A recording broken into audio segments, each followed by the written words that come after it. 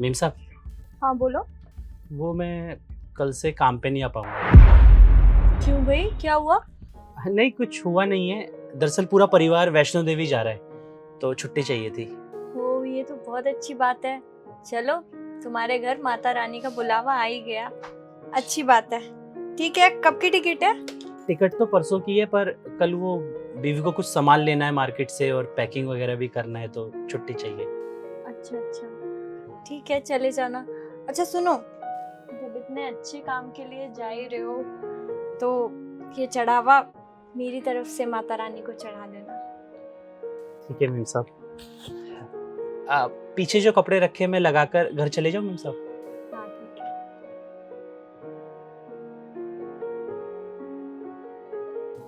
नमस्ते मीम साहब। अरे वाह, आ गए तुम। ये माता रानी का प्रसाद। बहुत बढ़िया बहुत बढ़िया। कैसे हुए दर्शन? बहुत अच्छा रहा मीम साहब। अच्छा, दुकान में ना नया माल आया है तो तुम अच्छे से रैक में लगा देना, ठीक है? मीम साहब, सामान में लगा दूंगा, पर आपसे कुछ बात करनी थी। हाँ बताओ। मीम साहब, आपने जो चढ़ावे के लिए 500 रुपये दिए थे, मैं उसमें से सिर्फ 100 रुपये ही चढ़ा पाया हूँ। वो दरअसल जब आपने पैसे दिए, काम ख़त्म करके मैं घर जा रहा था, तो रास्ते में। हाँ कविता। हाँ मीम साहब ने ना छुट्टी के लिए हाँ बोल दिया है। हम आते हैं, फिर पैकिंग वगैरह कर लेंगे। ठीक है ठीक है। भैया भैया भैया कुछ पैसे दे दीजिए ना, कुछ भैया, कुछ घर पे खाने के लिए नहीं है भैया। देखिए, पैसे वगैरह नहीं है हमारे पास देने के लिए, आप कहीं और जाइए।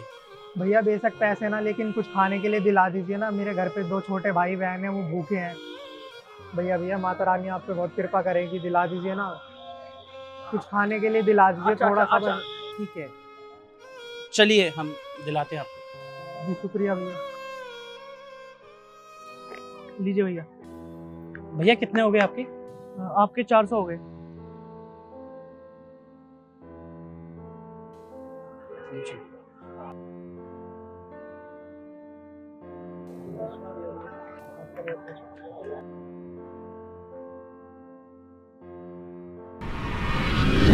अब मीम साहब, मुझे समझ ही नहीं आया।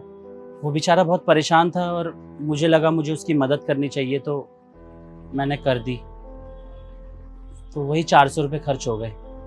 पर आप एक काम करिएगा, आप मुझे तनख्वाह देंगी ना, आप उसमें से काट लीजिएगा। उसकी कोई जरूरत नहीं है, क्यों मीम साहब? क्योंकि माता रानी तक पूरा चढ़ावा पहुंच चुका है। चढ़ावा पहुंच चुका है? कैसे, मैं समझा नहीं मीम साहब। कल ना माता रानी मेरे सपनों में आई थी।